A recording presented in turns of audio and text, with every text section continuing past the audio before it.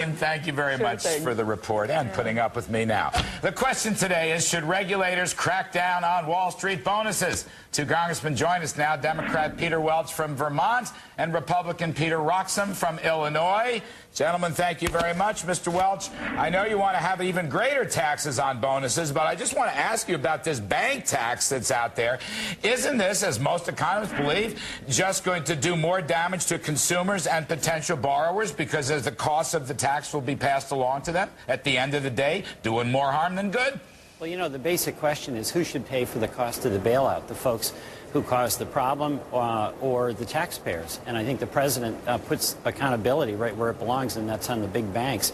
Henry Paulson did come in on his knees to Nancy Pelosi and asked for $750 billion. So I think it's appropriate for the banks to pay that back. But I mean, like Larry just said, and maybe we'll let Representative Roskam take a shot at this, that's not who's going to end up paying it if this is how we rectify the situation. You're just pushing up the cost of capital. They're going to push that on to consumers. I mean, it just means if you get a credit card or a mortgage, it's going to cost you more. The taxpayer is going to pay for GM if they don't pay the money back one way or the other. How is that not the case? Well, you know, that's a very convenient argument for the banks. They cause the problem, and then they say if you make us pay for our sins, then we're just going to pass it on to the consumer. Bottom line, they're setting aside in their bonus pool about $100 billion to $160 billion this year. They made that because of taxpayer generosity. Then why not tax their bonuses? Wouldn't that be more direct? I mean, if that's what this is really all about, and we know it is, why not forget this other fee, call it what it is, and just go ahead and tax their bonuses? Well, I do favor taxing the bonuses. I mean, my bill, which is getting a lot of support in Congress, would tax 50% of the bonuses above $50,000. And that money, incidentally,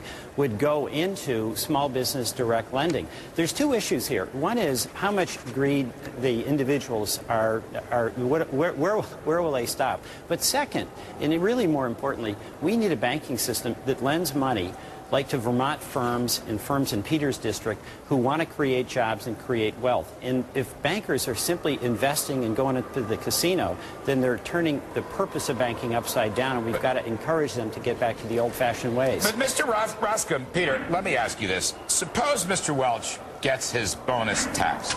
I don't see how that by itself would extend any more credit to borrowers. That's the disconnect that I see. Right. Punishing bankers. And by the way, I would just say editorially, I myself think the bankers made a big mistake. While they were tarped, they should not have paid bonuses. So I acknowledge that the bankers made a mistake. But let me take Mr. Welch.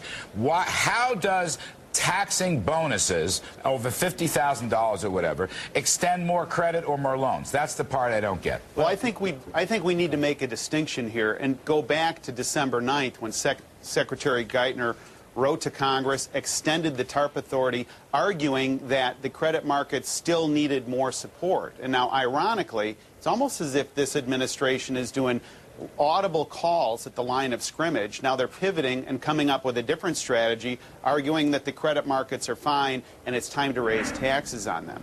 Let's assume President Obama's argument for the sake of argument, and that is the people that benefited should pay.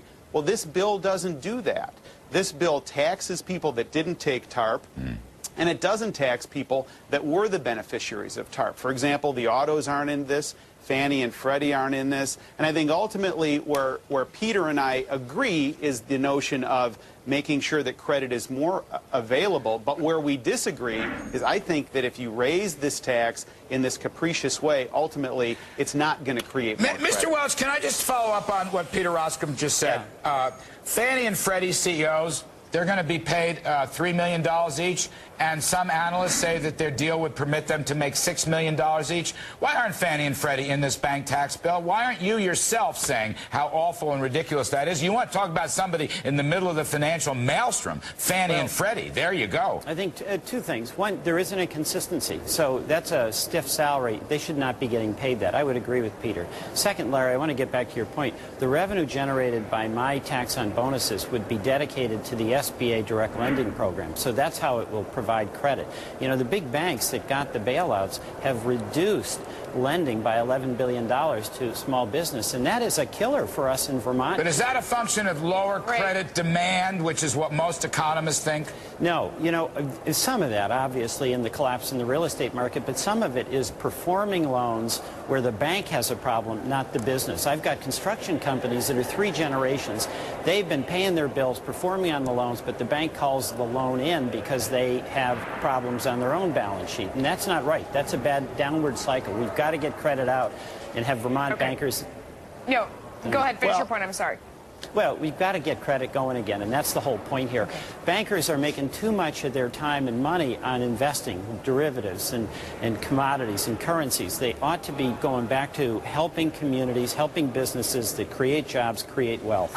We've never... They're in business for their shareholders. We've never used it. Peter Roskam, I guess we got to get out. Mr. Roskam, just a last word. We've never used tax penalties and tax punishment to regulate before. I mean, this opens up vast new horizons, which I think are rather gloomy horizons. There are so many better ways to stop over-borrowing and over-leveraging, aren't there? Well, and I think that this is ultimately an administration that is desperate to change a conversation.